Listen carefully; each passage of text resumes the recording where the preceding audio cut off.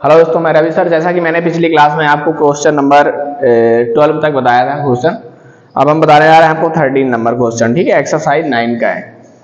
कह रहा है एक अपूर्ण मंदिर के आधार से 30 मीटर दूर स्थित किसी बिंदु से उसके शिखर का उन्नयन कोण 30 अंश है। मंदिर कितना ऊंचा और बनाया जाए कि उसी बिंदु पर उन्नयन कोण 45 अंश हो जाएगा। ठीक है, कह रहा है एक अपूर्ण मंदिर है, मतलब मंदिर बना तो हुआ है मगर वो अपूर्ण बना हुआ है, मतलब ऐसे है कोई। ठीक है, इतना बना हुआ है। तो क्या कह रहा है कि आधार से 30 मीटर की दूरी पर है, मतलब ये जो उसका आधार है वो कितना है, 30 मीटर है। ठीक है, इसके बाद क्या कह रहा है, जो शिखर का उन्नयन कोण बना रहा है वो 30 अंश है, मतलब ये है आपको 30 अंश वो कह रहे हैं। फिर उसमें बोला मंदिर कितना ऊंचा और बनाया जाए कि उसी बिंदु पर उन्नयन कोण 45 अंश हो जाएगा। तो मान लेते हैं कि जो मंदिर का निर्माण हुआ है वो इतना हुआ है, अब इसको कितना ऊंचा बनाया जाए। तो हम लोग क्या करते हैं, मान लेते हैं इतना और बना दिया जाए उसको ऊंचा।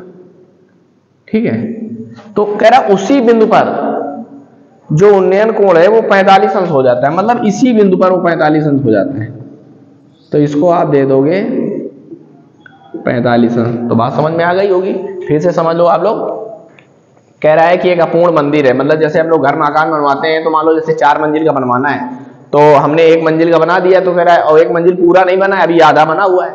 तो कह रहा है अपूर्ण घर बना हुआ है, मतलब ये अपूर्ण मंदिर बना हुआ है। तो कह रहा है इसको ऊपर और कितना बनाया जाए, तो मान लो इतना और ऊंचा बना दिया जाए तो इतना पूरा बन जाएगा।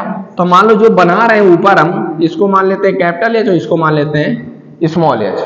मान लो स्मॉल एच ऊंचाई पर और बना दिया जाए ऊंचा, तो ये टोटल ऊंचाई हो जाएगी तुम्हारी स्मॉल एच और प्लस कैपिटल एच हो जाएगी। ठीक है, नाम दे देते हैं इसका ए बी सी और डी।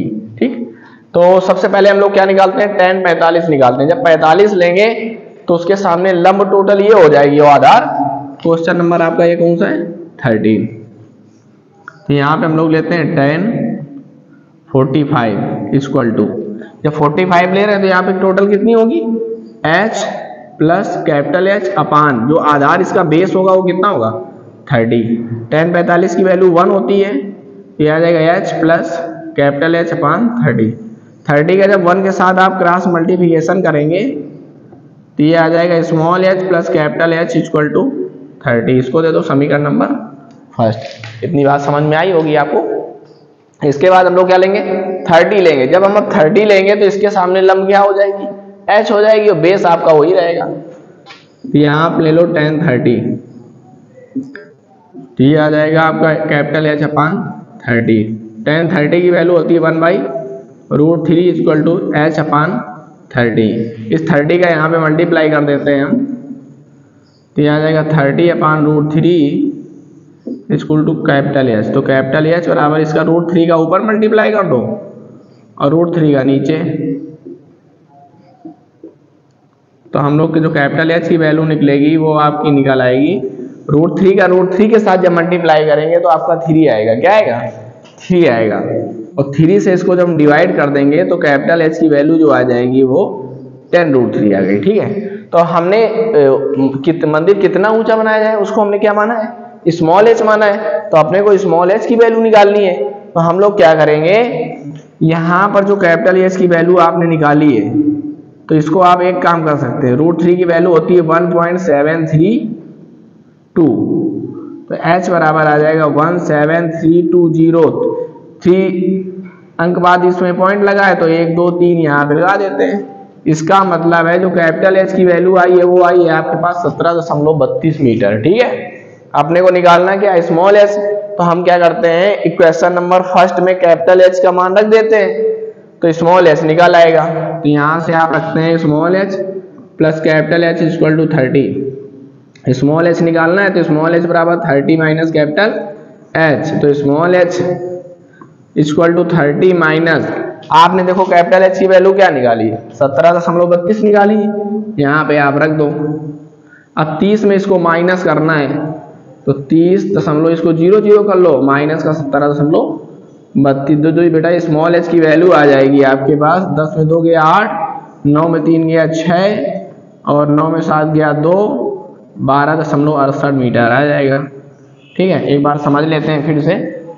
कहीं आपको कंफ्यूजन ना हो, मैंने क्या बताया कि एक अपूर्ण मंदिर है, मतलब ये अपूर्ण एक मंदिर था, इतना बड़ा कोई बना हुआ था। तो उसने बोला कि जहां से उसने बनाया है तो उसका उन्नयन कोण 30 अंश दिखा रहा था, और आधार से उसकी जो दूरी थी वो 30 मीटर थी, हमने लिख दिया। फिर उसके बाद कह रहा है उसको मंदिर को कितना और ऊंचा बनाया जाए। तो मान लिया हमने इतना ऊंचा और बना देंगे।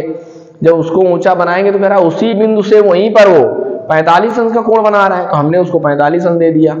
जिसको हमको कितना ऊंचा बनाना था उसको हमने स्मॉल एस दे दिया, इसको कैपिटल एस।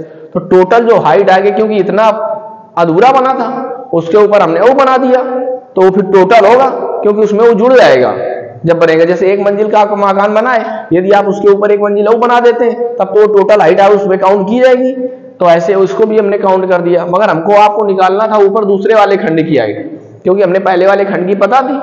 पता क्या हमें ये था कि यह कैपिटल एच पता है, मगर उसकी एक्चुअल वैल्यू नहीं पता थी, वो हमें बाद में पता चल गई। तो हमने क्या किया, स्मॉल एच निकालना था, तो हमने क्या किया, जो इससे tan 45 से निकाला था, तो यहाँ पे कैपिटल एच की जगह वैल्यू रख दी, तो उससे स्मॉल एच की वैल्यू पता गया।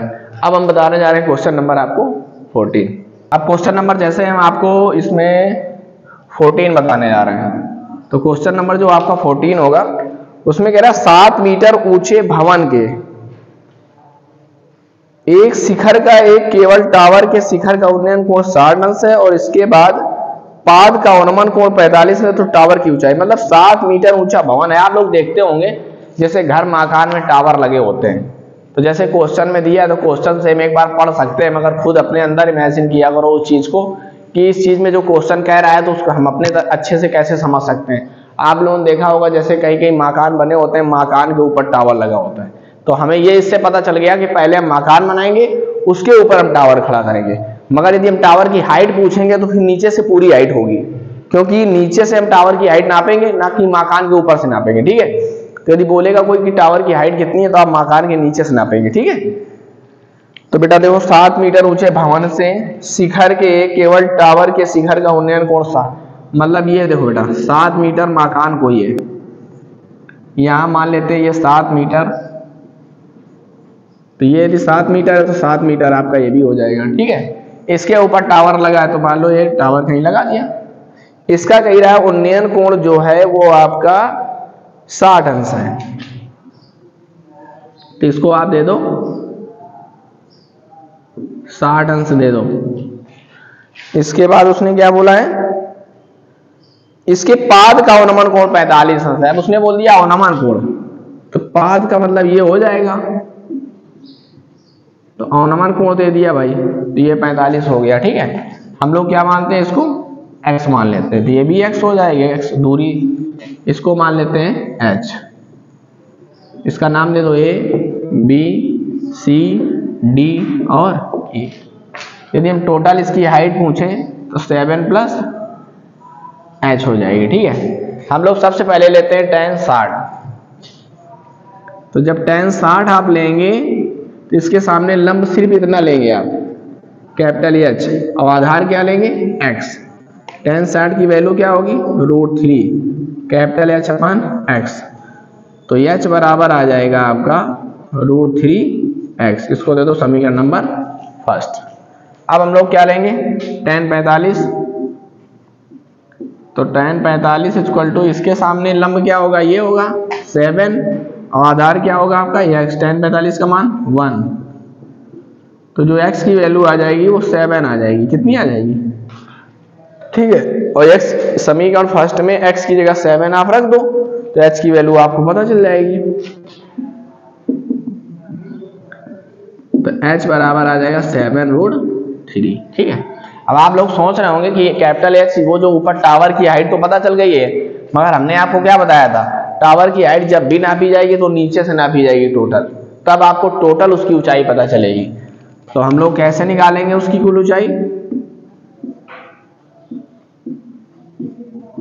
कैपिटल H प्लस 7, तो 7 प्लस 7√3, 7 इससे कॉमन ले लो तो अंदर हो जाएगा √3 प्लस, ये आंसर आ रहा होगा, या तो आप √3 की वैल्यू रख दो 1.732 और प्लस जोड़ के उसमें आप गुणा कर सकते हो, वो भी आपका आंसर आ सकता है। ठीक है, अब क्वेश्चन नंबर जैसे आपको 15 बताने जा रहे हैं। ठीक है, जैसा कि हम आपको क्वेश्चन नंबर 15 बताने जा रहे हैं। ठीक है, क्वेश्चन नंबर 15 में क्या कह रहा है, एक नाव से नदी के किनारे की किसी इमारत के एक प्रकाश स्रोत का उन्नयन कोण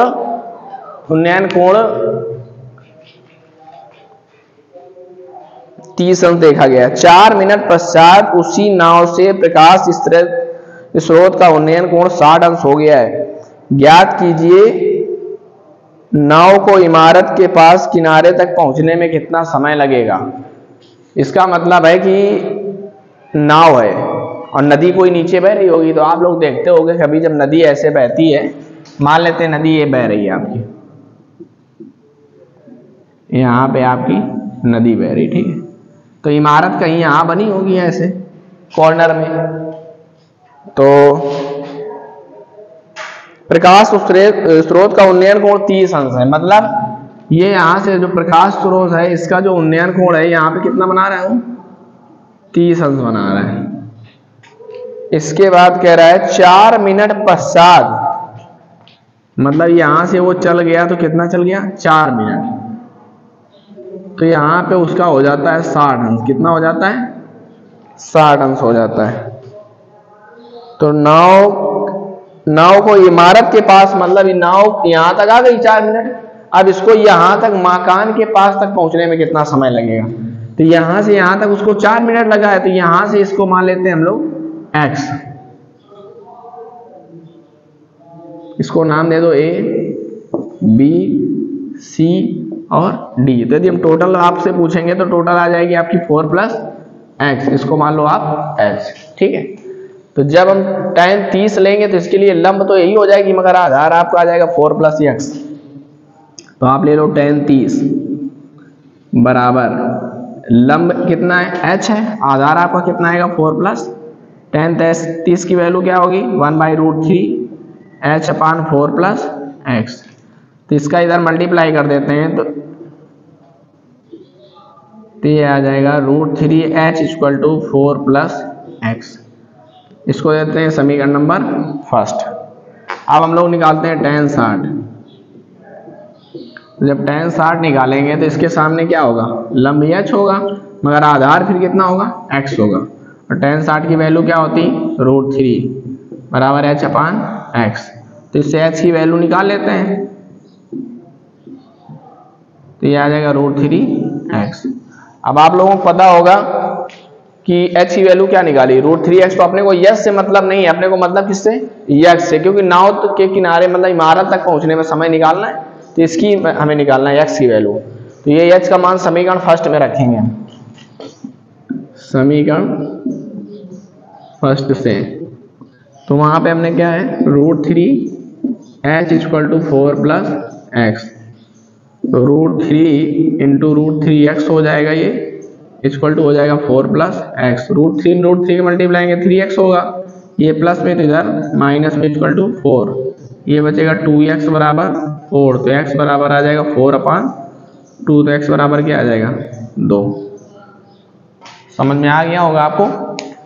तो उसने जो बताया था कि नाव यहाँ से नीचे से है कोई, तो वो 4 सेकंड लेती है यहाँ तक पहुँचने में, कह रहा इमारत तक पहुँचने में समय निकालना था, तो हम लोगों ने इसको मान लिया x, tan 30 लिया तो इसके सामने लंब ये हो गई और टोटल ये आपका आधार हो गया। इसी प्रकार ये ले लिया तो इसके लिए लंब और ये, और इन दोनों को हल कर लिया। ठीक है दोस्तों, तो आज के लिए मैंने इससे 3 क्वेश्चन बता दिए हैं, क्योंकि 3 क्वेश्चन में टाइम भी ज़्यादा हो जाता है, तो कभी कभी को पूरा क्वेश्चन कोई नहीं देख पाते हैं। ठीक है, किसी दिन हम आपको लाइव क्लास चलाएंगे तो उसमें पूरी एक्सरसाइज का रिवीजन भी करा देंगे। ठीक है, तो कल के लिए हम लोग क्वेश्चन नंबर 16 पे चलेंगे। ठीक है दोस्तों, हमारी क्लास पे बने रहिएगा और बहुत अच्छे से बात करते रहिएगा, और थोड़ा सा लाइक शेयर वगैरह बताते रहिएगा। यदि कहीं क्वेश्चन में कोई प्रॉब्लम आती है तो उसमें ज़रूर मुझे कमेंट बॉक्स में ज़रूर बताया करें, और कहाँ से आप लोग देख रहे हैं, कहाँ से मेरी वीडियो को पढ़ रहे हैं, तो आप ज़रूर एक बार कमेंट बॉक्स में बताइएगा, तो हमें भी पता लगे कि हमारे वीडियो कहाँ देखे जा रहे हैं। ठीक है, तो आप लोगों के लिए सब कुछ कर रहे हैं, यदि आप लोग इतना प्यार स्नेह देंगे तो हमारी क्लास जरूर कंटिन्यू चलती रहेगी।